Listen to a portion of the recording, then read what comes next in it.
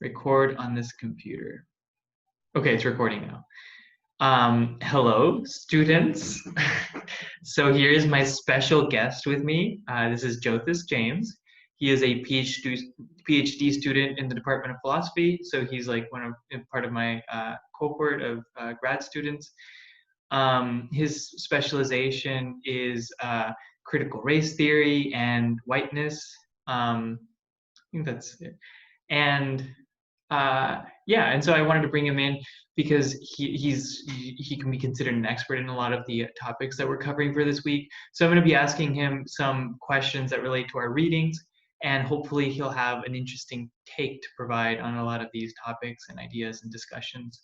Okay, so I will start with my first question. So if we think of racism and sexism as a form of oppression, and if oppression isn't something people carry out intentionally, as is the case with domination, does that thereby exonerate whites from moral culpability? Could we make a distinction here between blameworthiness versus a responsibility to correct our biases and the social stigma that we unintentionally perpetuate? Okay, I think this is an interesting question. And I would like to unpack it first. Thank you. First, let me begin with thanking you for inviting me to speak to your students, and hopefully they find this informative. I do have to preface that many of my ideas may come off as a bit more radical. I know all critical race theorists want to see themselves as radical, but I've come to realize from the conferences I've attended, I'm all on the far end of certain things. So it may not settle well with many of the ideologies or ideas of race that are encouraged or perpetuated in the academy, especially in terms of like sensitivity training, diversity training. Those are all code words for like what I would call equivalent of like thoughts and prayers in terms of solutions for real problems. So the way I'm going to be framing my answers really has to do with dealing with the economic disparity and the concrete issues at hand rather than surface level remedies. So to respond to your question, if we unpack that question,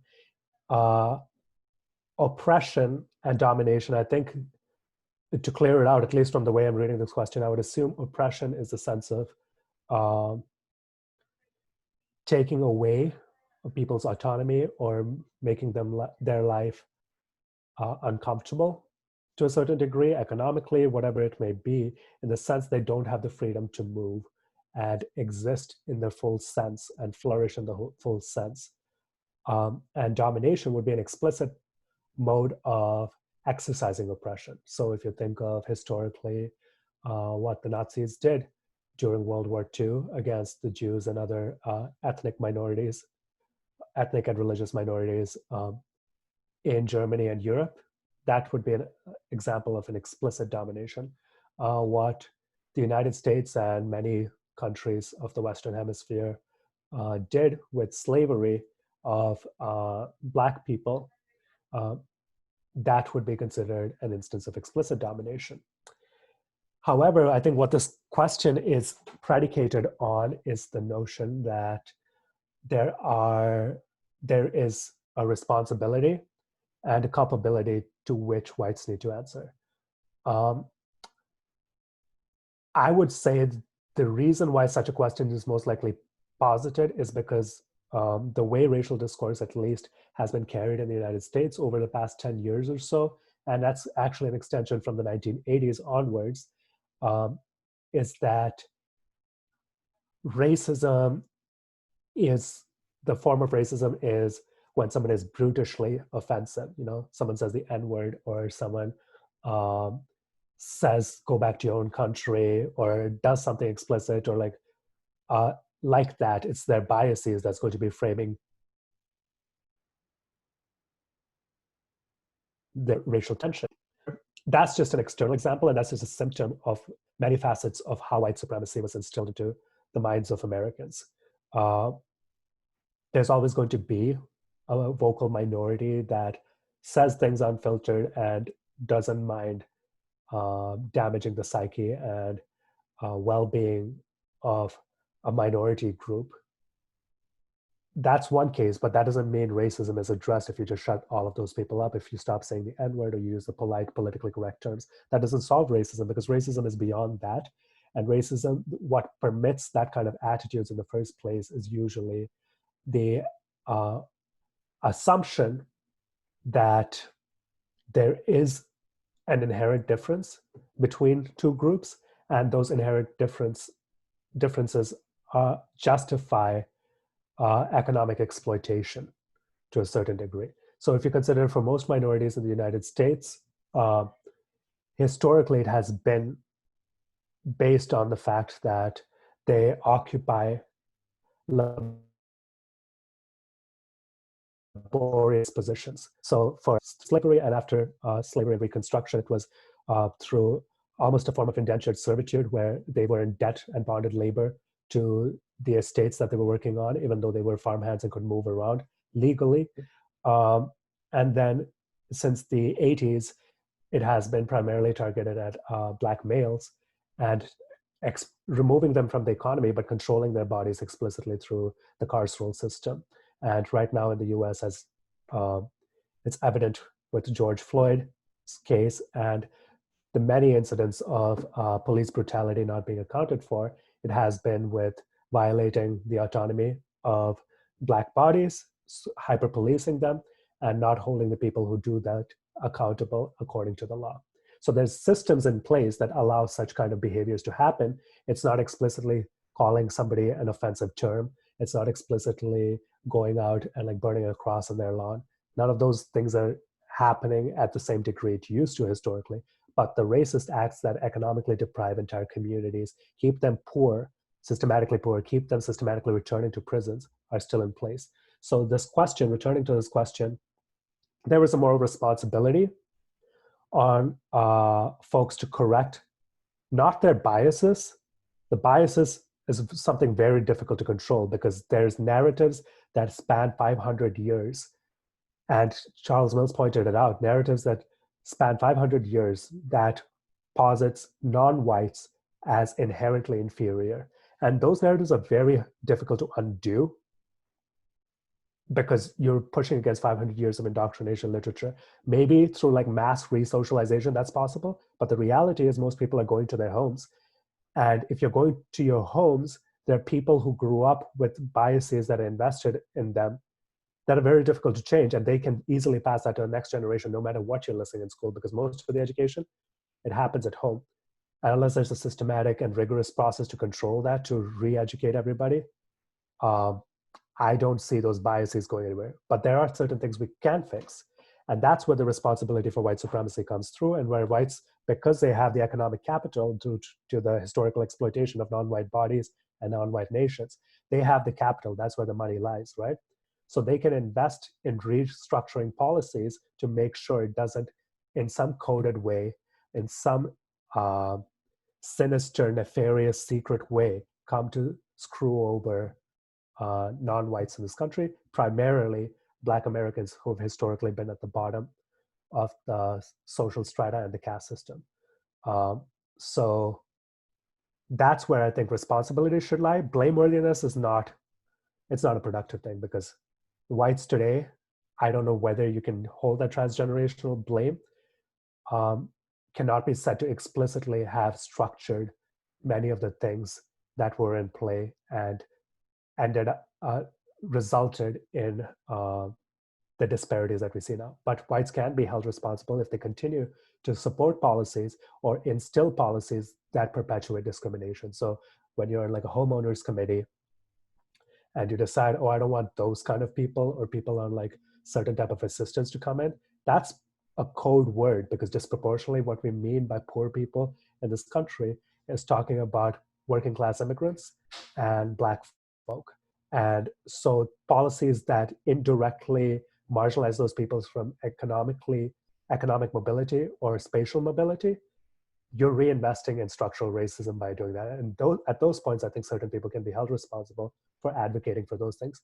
However, and be blamed for advocating those things. However, blameworthiness for slavery, I'm not so keen on that. Blameworthiness for colonialism, I'm not so keen on that, but there is a responsibility to remedy that difference. Sorry if I took too long, but that should have answered that. Yes, and don't think about this as a moral culpability issue. because then you're individualizing it, and that's a fixation of the Western world, is to individualize it. If I absolve myself of my whiteness, if I absolve myself of my racism, if I stop saying these words, if I like enumerate the number of like non-white people in my department or non-white people in my friend group, am I fixed? If I That's not solving anything other than making yourself better. There's, as a community, as a white community that holds majority of the capital in this country, there's a responsibility for you to use that to remedy the situations. However, blameworthiness and fixating on blameworthiness is wasting your energy and putting on performance for non-whites to give you almost like a pass or like a certificate in a way that, good job, you're not a racist white person anymore. I don't know why you should fixate on being called racist or not. There are many people, I think there's a fair criticism. Many people leading racial discourse, many non-whites leading racial discourse who like to point a finger, oh, you're racist, that person's racist, let's cancel them, let's cancel him, let's cancel her. Not very productive. I'd rather fixate on the concrete possibilities of either restructuring legislation, getting rid of policies, and realigning economic channels to allow for this remedy. Because once that class differential is controlled for the most part, what non-whites and whites will generally tend to treat each other as is as economic equals. And a majority of the biases will be controlled for that too. But historically, whenever Blacks have tried to do that, it has resulted in backlash, burning of their cities, burning of their towns, burning of their banks, burning of their financial centers, community centers, because according to the caste status in the United States, Blacks cannot achieve and be dignified at the same level as whites. And that's why you see a historical trend of whenever Blacks do achieve something, there's a backlash against it. And that logic is not only in the United States, but historically has been seen wherever colonialism has been present. You saw that in India during the time of the British Raj, where Indians would not be allowed have the dignity of walking on the sidewalk. They'd have to walk on the streets. Indians were not allowed into theaters. They'd have to stay either in the back or stay in the dog section where like dogs were kept if they were in the theater, even though they were in their own country. But that logic of caste division and spatial division and economic division is necessary to maintain a semblance of white supremacy. So one way to divest from that is to realign economic channels. Yeah. Yeah. Okay. Okay. So wait. So I wanted to ask a couple things. Of course. And so in terms of like what white people can do today, it seems like you're making a distinction between like things that are very like backward looking, like seeking redemption or like seeking like exoneration for past harms, versus like actions that are more like forward looking, like bringing about a better future or like bringing into existence new policies and new ways of thinking. Is that kind of the distinction that you're trying to make? Exactly.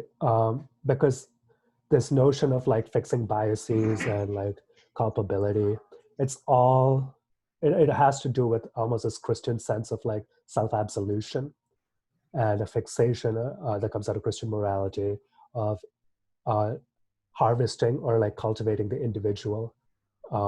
It comes out of Aristotelian tradition, actually, of cultivating the individual so that they meet a certain standard, a certain threshold, and they can transcend a certain way of being, which is not the issue here.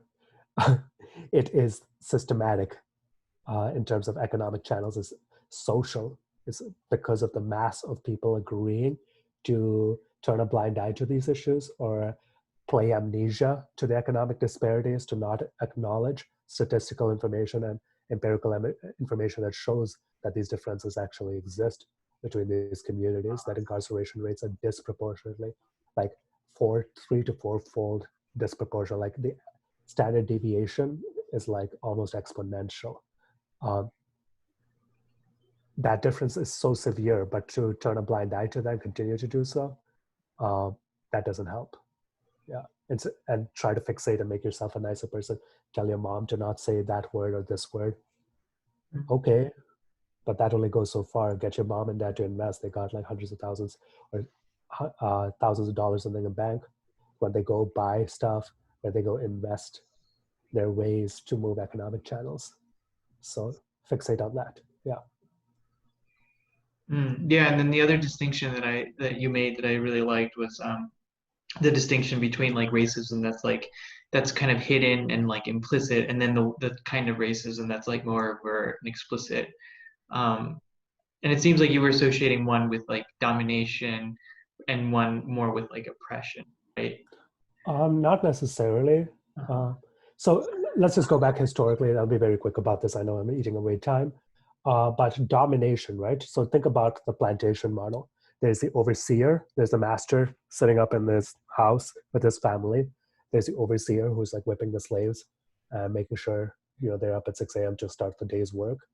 And then there's the slaves. And between that, in the slave hierarchy, there's also the slaves who have, quote unquote, the privilege of doing less brutal work in the master's house. Um, so the overseer is poor. He is economically denigrated. He is not a plantation owner. He's not gaining much capital out of this. However, the thing that he has that differentiates him from the blacks is his freedom and his whiteness. Even though he has his freedom, there may be free blacks around the plantation that may be doing economically better than him. However, what he is promised, and this is a promise that came in the 1800s to control for class-based rebellion in the South, was he was promised that his white skin made him inherently superior to the blacks around him. Those folks will take any measure necessary to maintain that. And that's why you see disproportionately in America those who take virulent forms, graphic forms of anti-Black performance or anti-Black demonstrations. They tend to be poor whites. And it has to do with them being misdirected from focusing on their class exploitation by wealthier whites and directing it towards Blacks as a potential threat that could take away their status. So that investment in creating this middle class, not middle class in the economic sense that we use regularly, but this central or medial class of whites, is to occupy them and waste their time in thinking that they are inherently superior because of their race, and distract them from demanding economic reformation along with other blacks who are in their class. So that's where the brutish one comes from. And then, yes, they have been exploited in that domination thing, but they're just pawns. The one who's doing the ultimate exploitation is the one sitting in the master's house who doesn't go out there and whip slaves. He doesn't have to say anything mean. In fact, he loves his slaves. He's nice to them. He'll give them a biscuit here and there. Like, that's the kind of difference. So those are analogies for the social hierarchy that we see now. Most upper class whites are not invested in being anti-Black necessarily, but they know anti-Blackness is needed as an economic policy in order to maintain control and the economic channels needed to maintain their wealth. Because it'll distract the poorer whites and they'll stay poor, and it'll distract and it'll use them as a control to dissuade the majority of Blacks, because they will never get economic access because the priority will be given to whites. So it's almost like a symbiotic relationship there going on. Yeah. Yeah, okay, that's interesting. So there is like a sense of entitlement, and so it's like very like upsetting to see other blacks kind of succeed, and you feel like you're entitled, and they're not as entitled as you are to Yeah. that. So it feels unjust. Exactly. Yeah, that makes sense. And you can't really blame. I don't know. I don't feel anything productive in blaming poor whites for that sense of entitlement, because that's a narrative they've been fed. Now, the question is, how are you going to re-socialize people and also do justice to poor whites who have been economically disenfranchised? There's generations of them, right? Think about Appalachia, think about East Texas. There's generations of families that have been economically exploited, coming from European peasantry mostly, and kept out of the economic loops, but obviously not as bad as blacks, but nonetheless invested in this idea of white supremacy in this explicit way, or visual or more graphic way than upper class whites, because upper class whites, they have money. No one's going to challenge that. But the precarious ones are the lower middle class or middle class whites and working class whites who are in that precarious position where they could lose status anytime if a black or non-white person reaches some kind of dignity, economic stature higher than them. Mm. Yeah, and so that's really interesting that like poor whites can function both as like the ones being oppressed and can at the same time oppress people. Hmm. And that relates to one of the readings that we had for Tuesday, where she talks about Sharon Krause. She talks about the Foucauldian idea of power, that it operates like in us and through us at the same Hmm. time. So it's not Yeah, something that's always under our control. Sometimes we are being controlled by it, and it's manipulating us in ways that we're not like always aware of. Um, exactly. yeah. Okay. Cool. So I just wanted to relate it a little bit to the stuff we were talking about today in class. Of course. Okay. Cool. So let's move to the next question. For Charles Mills. So Charles Mills thinks of racism as a contract that whites have literally agreed to, and which precedes and underlies our social/legal institutions, our policies, our economic systems, etc. In his words, we shouldn't think of racism as a deviation from the norm, but as being the norm. If racism is really as fundamental to Western civilization as Charles Mills thinks it is, then how could we possibly go about reforming our institutions, our laws, our moral theories, etc., to make them less racist? Presumably, it wouldn't be so easy as simply adding an addendum which reads, and non-whites are equal to. Of course, of course. Beautiful. I think that was a great question, and the way you phrased it. Um, Thank you. um, there's one part of the way you phrase it, not to critique you, but the assumption on that part of the way you phrased it is that something that can be made less racist. So let me just, in case you haven't gauged it already, let me just frame up where my investments lie in terms of how I view race, especially in the United States. Um, Obviously, looking at me, you can tell that I am not in any recent sense from here, and maybe from my accent, you can gauge that um, I'm an immigrant or I came from abroad more recently than most other people.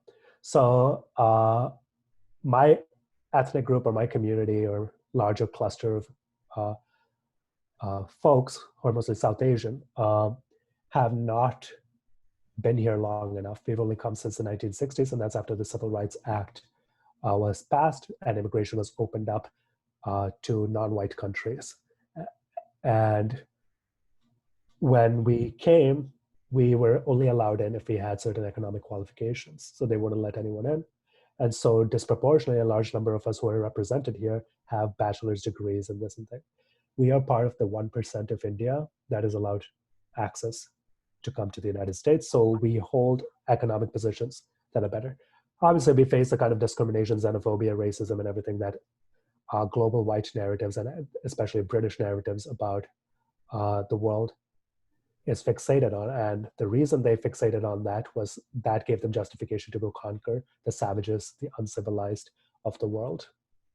So anything that's not Europe. But here we are. We're called model minorities, which is a myth because we have been selectively brought in here to labor in America, but with the dignity of having more money than those who work at the bottom end of the strata. However, we're still in a precarious position because we don't have generational wealth like a good number of whites, nor do we have full protection because uh, pro covertly pro-white legislation in the judicial system um, and anti-non-white legislation can easily work against us. The protections that we have are our earnings and rather stable social networks that can protect us from majority of the anti-non-whiteness or xenophobic uh, investments of the U.S. judiciary. However, poor non-whites don't have that because they don't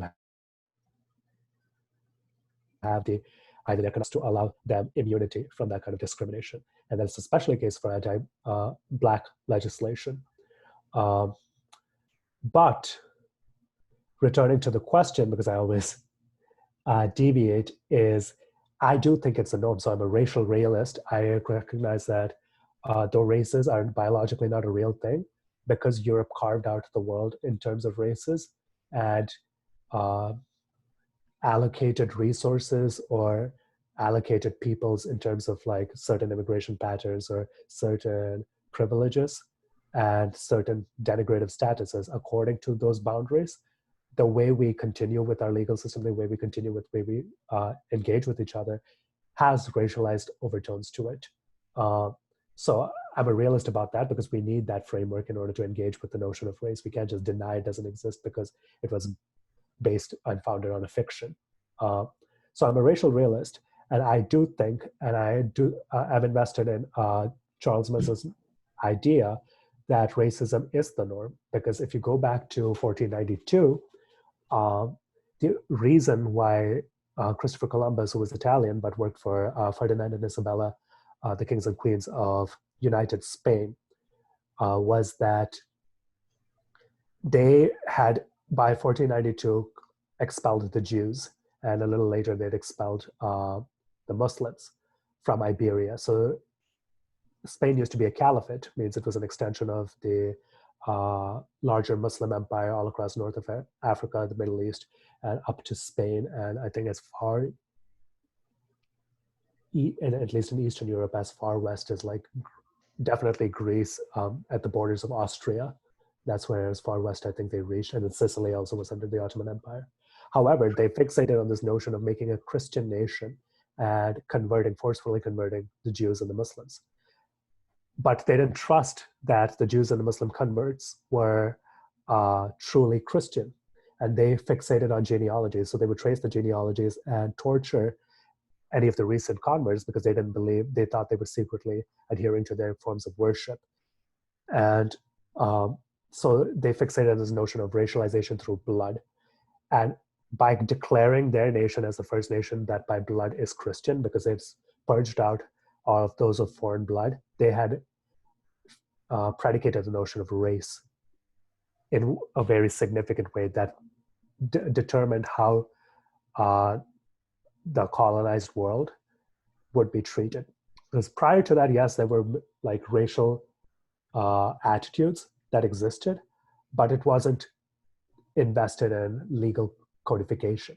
So when they conquered the Aztecs, the Incas, they fixated on distinguishing between those who were recently converted, the indigenous folk, and the Europeans.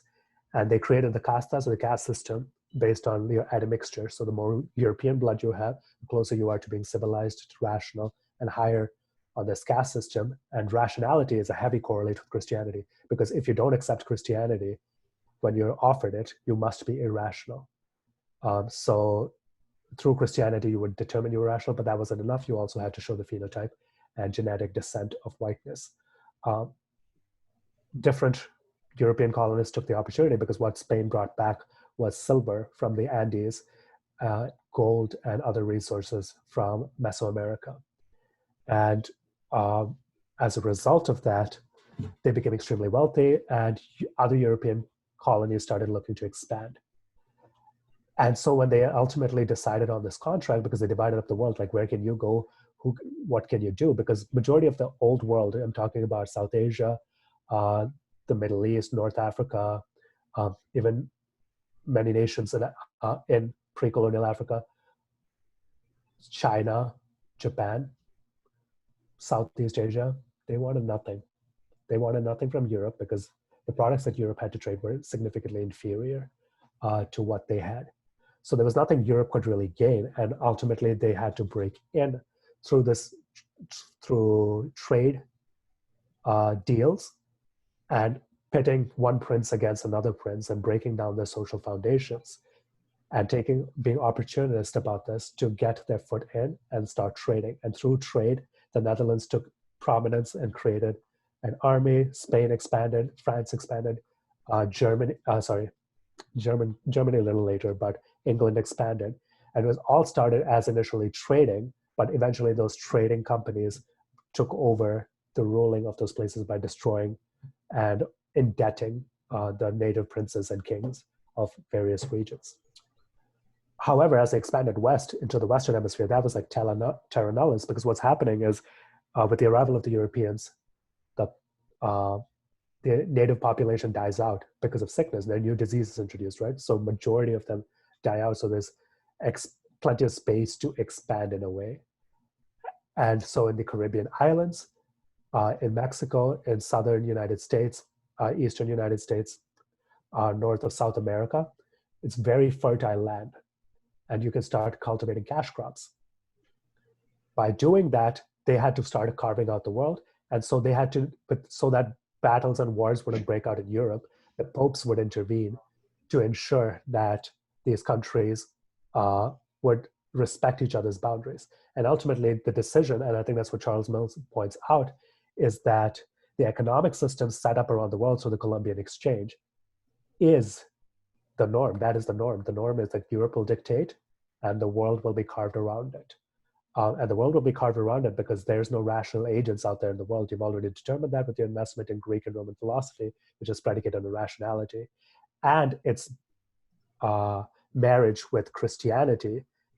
And so when you come with Augustinian Christianity, which is predicated on rationality, using your reason to know God and everything, and if the heathens don't accept your God, then they're rational. And if they're rational, they're not humans. So you can go ahead and do this and you can renegotiate them. So Cosmos ultimately brings up this idea of the Untermensch, which means underman or subhuman in some way you could translate the German in that capacity, to account for why we are still, like in this formal sense, economically participating with the Europeans, but in every sense of the way they treat us, not just in the discrimination, but in the economic disparities created through the colonial systems and through the idea of slavery, non-whites occupy the space of subhumans. So it's because since 1492, the rationale behind why Europe could expand the way it did was predicated on dictating that all non-whites in the rest of the world were subhuman and irrational. And obviously that took on more investment in the 1800s with scientific racists who looked towards science, which was slowly taking over philosophy as the most accurate method for determining and demarcating or studying the world, the most advanced method. So they took their investments in racializing into that and used scientific methods to justify why the physiognomy, the cultures, the architecture, the language of the barbarians made them inherently inferior. And obviously they carried out into the 1920s, where eugenics took over. And ultimately it peaked in the 1930s with Nazi Germany, because Nazi Germany was looking towards colonial language, which has been used for hundreds of years against non-whites across the world. And they racialized the Jews. And by racializing the Jews and investing in that and saying by blood they are inferior, they're irrational, they committed the crimes that Europeans have been committing for hundreds of years against non-whites all across the planet. But ultimately, because it happened to the Jews, who were a white race, who were, for the most part, integrated into European culture, the world was horrified because it happened at such a quick scale, so immediately, and was happening at the doorfront of most Europeans, because most Europeans were removed from this reality because they were living in the continent, while the settlers went out there and did some of the dirty work, and the colonial officials went out and did all the dirty work, but the money was flowing back. They did not have to see the gross exploitation, the massacres on the Caribbean islands, in the Congo, in India with the famines. None of this was something that was in their face, but when it was ultimately applied to Europe, to the Poles, to the Jews, to the Romani, it shattered the world psyche. But you see, even with that, we haven't divested from the notion in any rigorous sense from the idea of white supremacy. And that's why adding this addendum and non-whites are equal to does not work, because your entire legal system, your entire economic system, that global economic system, even now with the way the World Bank is holding many global South nations in economic bondage, is predicated on white supremacy. So yeah, you can't make it less racist when the point of departure is racist, and re-envisioning it in a formal sense or just articulating, oh yeah, now we're all equal, we're all human, so that's what they initially meant, doesn't really work, because the structures in place that shape people's lived reality when they go into the market and have to buy food, when they have to go for work, is still predicated on that disparity. So if that's corrected, regardless of what white people say, then maybe we could say we're equal, but that doesn't seem to have been corrected, nor does Europe and the white world seem to be invested in correcting that in a serious sense. Yeah. Okay, thank you. That was a great response. Of course. Appreciate that. Okay, I'll move over to the next question. Mhm. Do you think the tactics of the Black Lives Matter movement are effective? Do you think this movement will have any lasting impact on our society? And what do you hope will come out of this current period of unrest? And how confident are you that anything will actually change? So I guess in general, just like maybe if you could give us your take on like what's going on now in our society and like the all the social unrest and what you think this all amounts to. Of course. Great question, because it brings in the most. I was worried. I'm not gonna lie. I was worried that critical race theory would like go on a downhill, or like my higher ability would be limited, because I'm afraid that there will be a lot of divestment in education, in academia, because money will be prioritized towards resources to uh, answer a response to COVID-19 and get people employed and the economy running again. And philosophers are the last people you need in a society that has no bread at its table. Uh, However, the situation was ripe, with COVID-19 spreading. A lot of people were left unemployed, and usually, historically, this has been the case. The first people to be fired are going to be non-whites, and the last people to be hired are going to be non-whites. So if you apply that as a theoretical framework for who's going to, or like try to use that as an arithmetic to figure out who are the unemployed right now in the US, you will see that disproportionately they're going to be uh, non-whites, and primarily poor folk. And that leaves 2 months of people sitting indoors with nothing to do, because getting to do something, just even gardening, laboring your body to some capacity, that gives you purpose in life. And if you don't have that, it becomes very easy for you to lose focus, to get frustrated, agitated. And a lot of wars have gone off in the world because of that. So if you think about with the Arab Spring, majority of those issues was confounded with high unemployment rates. Um, and that's, by high unemployment, it's mostly young men. When they are unemployed, there's a frustration that comes through because they're not able to support their families.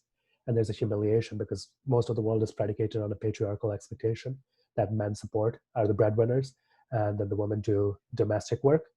And if men are not able to get that sense of fulfillment because they're not able to go work and bring back and economically feed their family, there's going to be social unrest. And in China, uh, with the one-child policy, that disparity is massive, like millions of men more than women. And there are statistics that show that young men who get married and then settle down and are engaged in that economically productive work of providing for their families are less likely to create social unrest.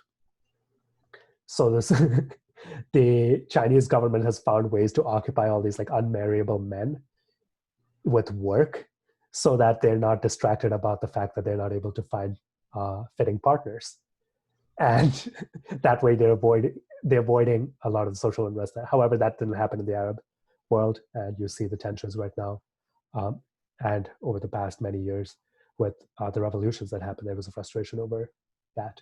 So we have been granted, because in America, you'd think places like America, Western Europe would be bracketed away from this, because the rest of the world, by definition, needs to go through chaos so that money surges back into Europe and America through the economic channels that there are. So for the most part, Americans, those living within the boundaries, should be economically secure. However, because COVID-19 came in and disrupted all of that, there was plenty of frustration, agitation. People are locked in. You're not socializing. Socializing is what keeps you mentally healthy and keeps the society running. With that lacking, it was the right moment. And then George Floyd's murder was the catalyst. The frustration was there, but um, the ability to gain this much mass in terms of human bodies to be out there and demonstrate was not available, because a lot of Black people, those who are employed at least, because a large chunk of Black men are in jail. So the women are the ones who would be employed, and without that employment, without students being in school because they have this, they're sitting at home, there was just the right moment for people to have the time to go out there and demonstrate. So what Black Lives Matter did was good in the sense that it brought people out. Um, their tactics are still heavily predicated on integrationist logic in the sense that if um, if we get white people to recognize our problems, if we get white people to um, be invested in making us equal, then problems will be resolved. I think the integrationist logic is flawed in many ways because it's heavily invested in dignifying yourself for the white gaze. By gaze, I mean not Gays, Gaze, and expecting that from that recognition, if I speak proper English, or if I straighten my hair, or if I conduct myself in this or that way, I'll be treated any different.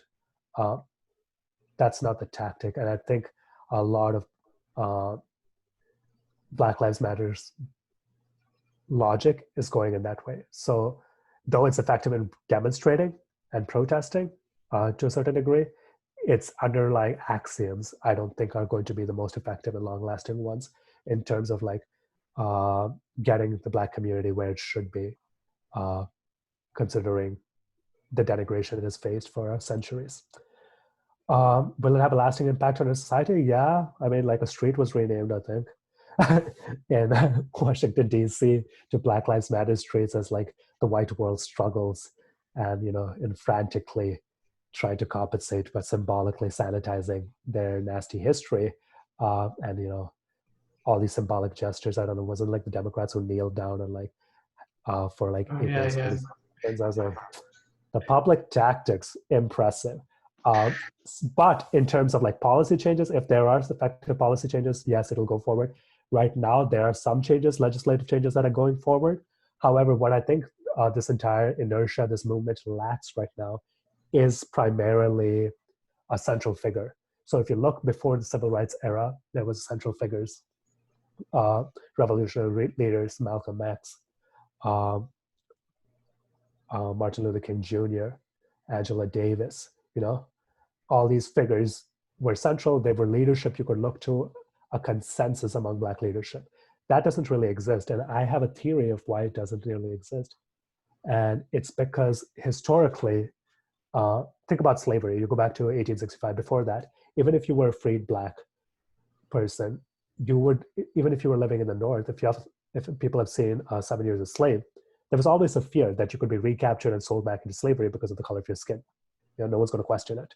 You're a Black body, you must be a slave. That is by definition going to be how the South treats you, or the slave states and the governments treat you. So there was an incentive among the Black community to be abolitionist, not just for the benefit of the entire Black community, but also in an individual level. I don't want to go back into slavery, right? So there was a unified consensus there. Then come 1965, so Jim Crow is established following emancipation as a way to control Blacks and separate Blacks from whites in terms of like social participation. Theoretically, it's supposed to be equal, but obviously it's not the case because there's different economic starting points where Black communities and white communities are starting. But there's always discrimination. No matter how much money a Black person makes, they could always be humiliated. They would have to walk away from a sidewalk for a white person to walk. They would have to call them sir or ma'am, no matter how poor the white person was. They were not allowed into the fanciest restaurants, no matter how much money they had to afford that. So there's an indignity that every Black person a priori faces in this country. So obviously the Black leadership, which had plenty of money, were united in this against this discrimination that the Black community is facing, because for them, they're invested in the dignifying themselves. However, right now, there is no legal way you can go about humiliating Black people in that way. There's legal ways where you can incarcerate them, you can destroy entire communities, but that's mostly targeted against poor Blacks. If you are upper middle class, upper class Blacks, you will face discrimination in terms of like the rude things that people say, a differential not deferential, but differential treatment in public spaces. Like Oprah Winfrey going and trying to buy like an expensive designer bag, and the sales associate showing her a less expensive one, thinking she can't afford it because she's black. Though she's a billionaire, her black skin relegates her to that, right? But it's not the same thing as her probability of getting frisked, her probability of getting arrested. That's increases the more poor you are, the more ghettoized neighborhoods that you're in. So in terms of unity as to the black experience, a priori given the law, it's limited. It's limited and it's not universal right now. And I think that might be why it's hard to find a unified black leadership. And you see there's disparities within the black community in terms of finding a consensus about what needs to go forward in terms of legislation. And the truth be told, just with every community, just like in the British Raj, among Indian elites who were pawns of the British, there are racialized groups who are invested in white supremacy in one way or another for economic gain. So that makes it very difficult for leadership to rise, but I hope leadership arises because that'll help focus the priorities. Yeah, and I hope with the humiliation of the United States globally due to this incident, because this happened in the 60s too with the Cold War, coming forward and the United States having to put its words, I don't know how to say it, put your words where your mouth is. I don't know. Yeah, I think that's it. Put your mouth where, I don't know. Put your actions where, you know what I'm saying, like to follow through the moral claims of superiority, democracy, whatever the US was doing. So finally, I think there may be enough pressure to push that forward, but I follow Derek Bell's argument. He is founder of like critical race theory and legal scholar, where he argues that these changes that usually come about in the legal system in terms of economic policies and everything only happen when it coincides or intersects with white interests. So we really have to figure out right now what are the white interests that suddenly brought these rapid changes. And I think one of the white interests was they did not want the US government to disintegrate because it was already in a precarious position with the health situation and the unemployment situation. It was pushing it. So I think the investment in revisiting legislation about police brutality, legislation about incarceration rates, and all of that has taken a forefront is because of the precarious position the US is in. And as long as the US is in that, progress can be made. But if everything was stable and gung-ho and nice, this would be just another black man killed, to be honest, and just being checked off. But it escalated because the situations were just ripe. So we can't divorce that. I don't think America has progressed morally in any capacity that allowed for this change to happen. I don't think that's the case. I think it's that there were economic channels that were challenged, there were economic pressures that were put that allowed for these changes to happen. So as long as those economic pressures are always there and we hold them accountable to that by boycotting, by protesting, those changes can happen. Slowly, but not universally. Yeah.